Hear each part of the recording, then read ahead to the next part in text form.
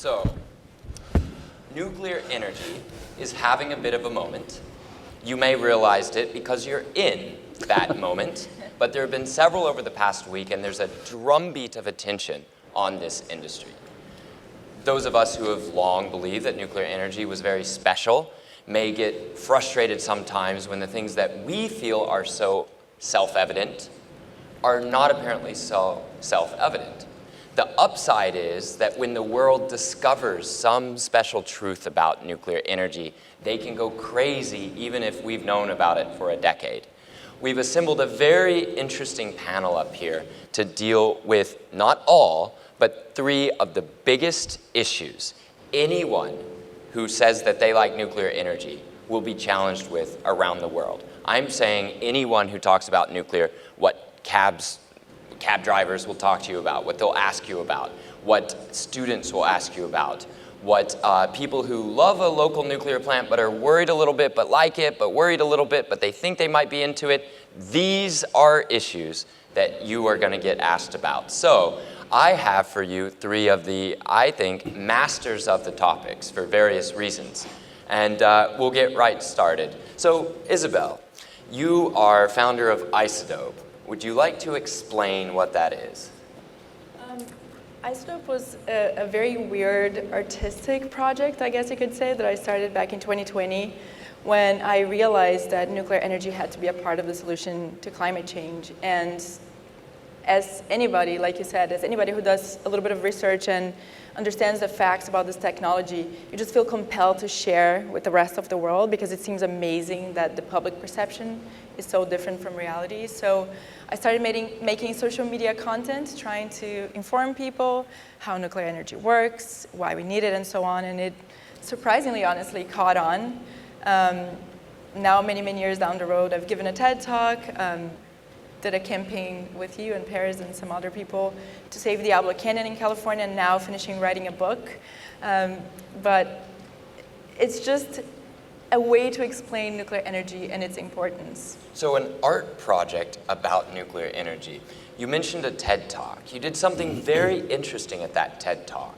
You had a bunch of what looked like sports drinks, energy drink cans. I want to talk about that. We've started this panel of tough issues in nuclear with the end, the waste. What to do with the waste? What about the waste? I'm convinced that even though the waste is something we should be very proud in talking about, just like the waste people say will be around for 100,000 years, I'm convinced at this point that waste will be the final and most important issue we get asked about over and over and over and over. So you did an art project. As part of the art project at the TED Talk, you had these energy drink cans. Could you tell us a little bit about why you had energy drinks brought to share with everybody at TED? Yeah, so I made this custom clean energy drinks called Isodope. And it was just to illustrate the fact that if somebody, or anybody, myself, would get all of our life's energy from nuclear, our spent fuel or nuclear waste would fit inside of a soda can. So it's just to illustrate that point, because I don't think most people can even begin to wrap their minds around the mind-boggling density of the fuel and the fact that it leaves such a tiny amount of waste behind. So that was a part of it, just tried to illustrate. But in reality, even that's too abstract. You know, people don't understand what it looks like. They think the waste, honestly, because of pop culture and quite a few environmental organizations, they think the waste is this green glowing goo that's just oozing on the floor and inside of rusty barrels. So I think, like you said, this is the final boss of nuclear energy culturally, is just explaining what the waste is, what it looks like. What does the whole process look like of taking the fuel from the reactor, putting it in the pool, and then taking it out and putting it into dry cask? Nobody understands that. So you're saying people don't know what it looks like, and you, in order to explain mind-boggling energy density, you resorted to all sorts of probably difficult to pull off stunts, packaging. There's a reason why you don't have crates of it today. It's difficult to do. Why is it you think that people don't know what nuclear waste looks like? You've been around nuclear now. You like to go to nuclear plants. I've even been to a nuclear plant with you. Can you tell me about all the times you've gotten to see and experience nuclear waste so you could tell people about it? So I've visited quite a few nuclear power plants. Can't remember how many at this point. But every time I ask to see the waste, it becomes this big commotion. Oh, I don't think that's possible. And they have to call people. And the person has to call other people. And at the end, they just let me get kind of close to it, behind a fence, and see it from afar, and can't take photos. So it's this whole secrecy around something that is quite boring, to be honest. And so I think, if that's the case for me, just imagine the general public who doesn't even have a conception of what nuclear waste looks like. So I think that just being more transparent about what it looks like, and not only that, taking pride in the fact that, quite frankly, this might be the best managed waste that we create as a species. If you think about every other waste, we're in New York City, just walking the streets to see the amount of garbage in the streets. I was listening to a podcast about plastic waste the other day and all the health impacts that that's having in children, in everybody. And here we are freaking out about the one waste that is fully accounted, fully managed, that's being babysat by people. How is that possible? But again, it just goes back to the fact that people don't know, and people are not going to know if we don't show it to them. So I think, people who are in the industry, who work at nuclear power plants, you should incentivize people to come and see the waste. You can come and touch the dry cask, because nothing's going to happen to you, because it's safe. And by the way, look how boring it is. And by the way, once they get there, you show them the amount of waste that's left and how much electricity that created. I think all of this needs to be a lot more transparent. So you're saying people are freaking out about nuclear waste, but you're telling me as one of the, if we can say, top nuclear influencers, one of the true celebrities that have helped broken out this nuclear story. You've done as much as almost anyone can ever claim to do for nuclear power. You still get the runaround when people are trying to keep you away from waste that they know is safe because they manage it well. Yes. And they won't let you get close to it. So it's not even that you're saying people are freaking out outside. You're saying that people inside are telling themselves we're not afraid like those outsiders about nuclear waste, and yet they won't let you even approach it. Yes. Okay, so right. We don't have a huge amount of outsiders in this room. We have a lot of the industry and folks from related industries here in this room. Here we have an example where we say one thing, we do a different thing, and it's at the absolute heart of some of the final, toughest remaining objections for this entire industry to be considered ESG. So we're thinking that a drink can shows the energy density, and here's another way to think. Isabelle suggested, well, why don't we just check the numbers and see what the waste number is for the very conference room we're in. There are wonderful people in this room who are going to go to conferences around the world, and you will be one of the only nuclear people in the room, hopefully, if you're spreading the good word. Every single conference room, you can do this. So, Isabelle, roll it out for us before we move on. What are the nuclear power and nuclear waste numbers of this conference room, the Rainbow Room? So if we were to power New York City, electricity only, with nuclear only, for 144 years, we would fit all of the spent nuclear fuel inside of this room for 144 years. That's mind-boggling. But again, how do you explain that to people? How do you show it to them? And how do you show that that is being safely managed? I think that's very, very important. For whoever here is in a position to do so, I would highly recommend that you do tours to your nuclear waste facility. Just open it up to the public. People need to know. And again, just to show that this should serve as an example of good waste management. So you're saying, this is I think the big key takeaway from what you just said. You're saying good waste management at a nuclear plant means you let Isodope and friends and even more people from the general public experience the waste in ways that do not interrupt the operation of the nuclear plant, like even a tour would, right? So good nuclear waste management means people see with themselves, they get to see with their own eyes that it's as safe as you claim it is when you say nuclear is ESG. All right, I think that sums it up. Princey, You are also the founder of a project that I think I would love for you to tell people about. Can you tell us about Africa for Nuclear? Sure, thank you. Good afternoon, everyone. I am a founder of Africa for Nuclear, which is an advocacy campaign that promotes nuclear as a contributor to achieving Africa's agenda for sustainable development. And where are you coming to this event from? I'm coming from South Africa. So yes, Africa for Nuclear has South African roots and African perspective, and obviously the global outlook. So you've got a continent of about 1 billion people. How many nuclear plants do you have running on your continent? It's sad to even mention it. We only have one nuclear power plant on the African continent, which is Koeberg in South Africa. So that brings us to a very interesting and spicy issue. I have been in a number of conversations over the last few years where other people in my peer group and other white people like me tell me that nuclear energy is bad because it is harmful to black people. Now, it'll be a conversation of just white people. They've appointed themselves energy monitors to make sure people only have the correct energy sources that are good for them. And you know, I've known you for a number of years, and one of the most intense conversations I know people can have in nuclear is when you get told what the appropriate energy is or isn't by outsiders to your country where your grid struggles to stay alive. So what would you say to maybe call it ESG-minded people who think they're doing your country a favor, doing you a favor, saying nuclear energy is bad for developing countries, they're bad for people that don't have riches already? I would say to them, they are hypocrites. That's number one. Because if you look at what's happening now in the world, they usually say nuclear is bad for Africa because of issues such as terrorism and obviously bad operational management. So we are, I would say that when it comes to threat or the terrorism threats, they think we are vulnerable as Africans. But if you check at what's happening right now, there are wars happening in this world.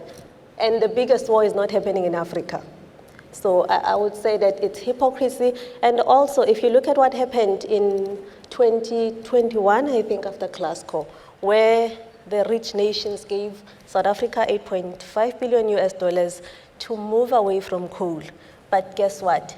To implement renewables, and not just renewables as a whole, but wind, solar, and battery energy storage. So and you're saying that's what they are saying we deserve as African nations. You're saying Germany had this big announcement with South Africa in 2021 to move you entirely off coal, because they're the experts at moving off coal, I know we know. So Germany said you should move off coal, not to other fossil fuels, and not to nuclear, and it should only be renewables. What was happening to your grid around that time? We were facing what we call in South African language load shedding around, I think, stage 8, where we have to stay 8 hours without power. And that's what was happening at that time. And when it happened, when the announcement happened, I was there in Glasgow, and I asked the German political representative to say, what you are proposing for South Africans, are you doing the same in Germany? And his answer was, I'm paraphrasing now, no, we need to help the developing nations first. We can always do it later because we have money, we can afford to. Funny enough, when the war started, the Ukraine-Russian war started, we saw Germans coming to South Africa to get coal from us. It was hectic on the roads, the trucks that were transporting coal to the harbor. It was insane. So Germans who had been working to shut off your coal plants then saw that you had some extra coal because your coal plants weren't running much and you're having blackouts. And they said, well, since you're not using it, we will buy it and take it to Germany to burn. So if you can feel a little bit of the reasonable anger here, one of the ESG issues in general is that that social aspect. And I think that what I'm hearing from you, Princey, is that we need to go on the offensive here, where if somebody's saying that nuclear is bad for those other people, so don't let them have it, there needs to be a conversation about where electricity comes from, what happens in a crisis between rich and poor, and how well countries are able to manage the nuclear part of their energy system, even when many other things might be going wrong in a country.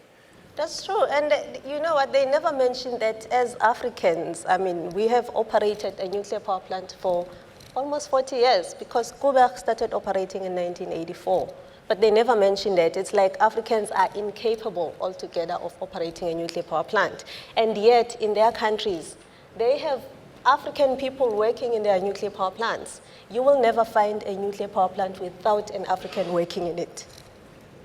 Well, there you have it. For those wanting the finer tips on how to develop these arguments and also the details that make it count, it's just like the waste in this room. You need to be ready for these arguments when you're in rooms where you're the only one who can represent this issue. Princey, thank you very much. I'll probably come back to you on another thing. So, Tim, welcome up here. You have an interesting position as the owner and operator of the richest uranium mine that I think we've ever found on planet Earth. So one of the biggest issues that comes up in nuclear is people who have never seen waste saying that waste is a problem, people who have never talked to a person from Africa in their lives saying developing countries shouldn't be subjected to nuclear. And I wanted to ask you, how big of a tourism trade do you run up to Cigar Lake Mine in northern Saskatchewan? Yeah, thanks, Mark, and thanks for having me. In case you didn't notice, I think I bring the average age of this panel up by about 20 years. So I've been around for a long time, I think 40 years in the business. So we are blessed in Saskatchewan, Canada, with several of the largest high-grade mines in the world, really jewels of this business. And it's interesting that now at whatever time it is, 2:30 in the afternoon, we start talking about the fuel, because in our world, the fuel is important. When I hear talking about tripling nuclear power, my mind says, great, that's wonderful. Do we have the builders? Do we have the workforce? Do we have the financing? Great to see all the money in the room today. My thinking goes straight to, do we have the fuel? And so I get a little bit of a bead of sweat running down the side of my head when I think we need 3 times as much fuel as we have, 3 Kazakhstans, 3 Cigar Lakes. But right now we're fine. And so we have this mine in Canada called Cigar Lake. Mark, you came up to see us not long ago. So think of where we are. So some people know where Canada, it's straight north from here. If you go about 2,000 miles, you'll end up in Saskatoon, Saskatchewan, Canada. We live in a province that's about 500,000 square miles. We have 1 million people, so sparsely populated province. We have these wonderful uranium mines. We're our office. I live in a place called Saskatoon, Saskatchewan, and if you can spell that for me, I've got a prize for you after the thing. But so we run these uranium mines. They're very rich. They're 100 times richer than the average uranium mine in the world. We just have very high grades up to, we've pulled core out of the ground that's 70% U, 70%. Now we don't mine it at that grade on average. We run it at about 10 or 20%. So very rich, high grade ore that we mine. We've had to come up with special methods to mine these ore bodies. We use a method called jet boring at Cigar Lake, where we can go underneath the ore body, 500 meters underground. We run a pilot hole back up and we cut the ore with a high pressure jet, running really hard, and then we collect the ore underground. So that's the mining method, that's the ore body. It's about, probably about 15% of the world production comes out of that one mine, but that's not the important part. We're talking about really sustainability today. I've been doing this for a long time. In the mining business, we get our obligation to the entire industry. And I know our friends from Dastan's here from Kazakhstan, they supply 40-45% of the world's uranium. We get our responsibility. You can't have a clean, green business if one part of it doesn't play along. And so we take ESG, or I heard in the last panel, ESG, you don't maybe say that anymore, sustainability, whatever you want to call it, doesn't matter. We've been doing it right from day one. So 50%, over 50% of our employees are local indigenous people that live around our mines. So you have to understand, half of Saskatchewan, there's about 50,000 people. The other half is the other million. So these 50,000 people live on indigenous, we call them First Nations reservations around our mine sites within several hundred miles. They don't have much else to do. The kind of fishing, hunting, trapping culture isn't there. So we hire them, we train them. We send them to school, we train them at work, and they work for us. And so We have huge support in northern Saskatchewan from them. We buy services from them. 75% of the goods we buy for our mine come from these northern Indigenous communities and their businesses. And now I'm seeing, at my advancing age, we're seeing second generation, third generation coming through, and they're getting higher skills. We've got engineers. The kids are now engineers running in our mines. And so, as I say, we take the environment responsibly. We're heavily regulated, as everyone is, by the Canadian Nuclear Safety Commission, by the Saskatchewan Environment. But we bring those people in the communities and say, you come.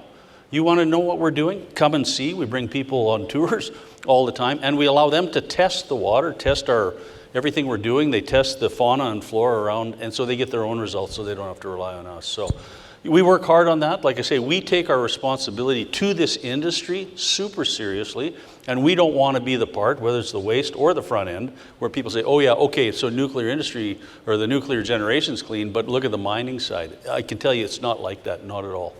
So 70% you coming out of the ground. One of my, I think, recommendations that's coming out of our expert speakers is use examples, be the ambassador that you might have wished you had earlier.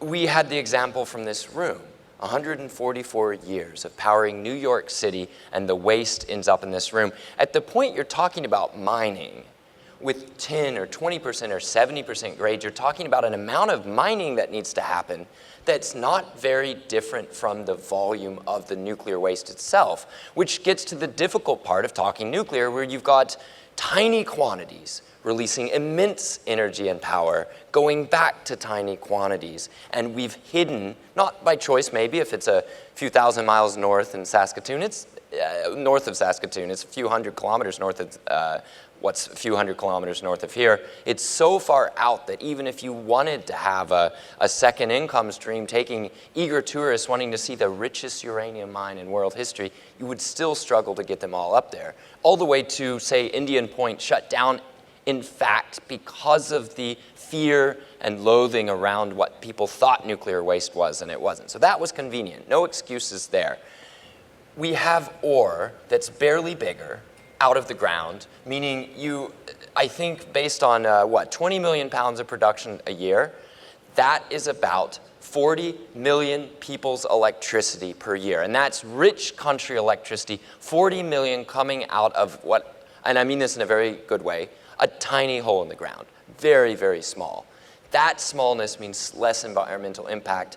Have you experienced a new openness from people whose job it is at big banks to worry about environmental sustainability? Have they been beating their way to your door to ask to see the mine, to ask to drink the water and fish the lakes? So we're a publicly traded company. We've been doing that for years. We've never hesitated to bring people up to see. It's a little tricky to get there. You have to get to Saskatoon, and then we fly our employees up. Nobody lives up at the mine site. We fly them up. They work on a 2-week schedule, 2 weeks in, 2 weeks out. So we have lots of flights going all the time to take our workers. So we take as many people as we can to see it. And I can tell you, when they come back, they have a whole different impression of what mining and uranium mining is. It's not what they think it is. You see big holes in the ground and trucks and shovels and smoke everywhere. It's not that. It's not even close to that. We go underground. We have a couple of shafts that go down. And we mine underground, and you wouldn't even see anyone really if you're down there. It's mostly automated now, how we mine, and we've trained the local people to run the automation that we need. So, yeah, it's we've never hidden from what we do. We love bringing people up. We love having them see what we do, because their mindset will be changed forever. So, Princey, you've been involved in the nuclear program in South Africa. Let's say there's not enough uranium coming from Canada or USA. Is South Africa going to just turn off its nuclear plant? Oh, no. Tim, I've been to Cigar Lake. Oh, wow.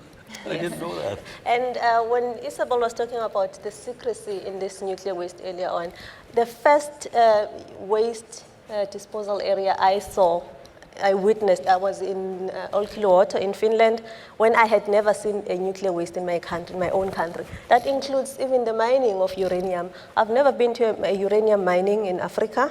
I know that 10% of the world's uranium comes from Namibia. I've been to Namibia, but I don't know how they mine it. I know that in South Africa, uranium comes as a byproduct of gold and copper mining. Yeah, we do have 8 known uranium deposits in various provinces in South Africa. So we'll never run out of uranium, even if Canada does not support us. Okay, but you are having issues expanding your power grid, and you need nuclear plants. There was a big financing pledge with banks. If South Africa is not able to get reactors financed, are you just going to give up and not get any nuclear reactors? Oh, no, not at all. I first have to say, you know, even though some of the countries did not sign the pledge to triple nuclear, but if you check their policies, especially South African policy, it's still a draft at the moment, the integrated resource plan. There's around 14,500 megawatt capacity in that policy, meaning they are going to triple nuclear energy capacity summer, so it's going to happen. And when it comes to financing it, if we don't get finance from the Western countries, then we will have to question their commitment in tripling nuclear capacity. And we'll also have to question their commitment in net zero nuclear. So, and by the way, even if it does not happen, there are countries that will step in and assist African countries if the Western nations don't. And my responsibility as a nuclear advocate, I just want nuclear, I just want power for Africans, and I am removing myself from politics. Well, there you have it, everyone. From the beginning of the nuclear cycle to the end and to the future, there is already what you need to win on this, the hearts and minds on nuclear existing as it is today as ESG, but if it's going to continue to the future, that argument has got to win and get to everywhere and turn into a commitment that matches the pledge of the countries around the world that want to triple their fleets. So thank you very much, everybody, and make sure to take up on everybody on what they offered, either on imagery, tours, suggestions for how to reach the public, or maybe expanding and really putting in a concrete runway at Cigar Lake so we can go up year-round. Thank you, everybody. Thank you.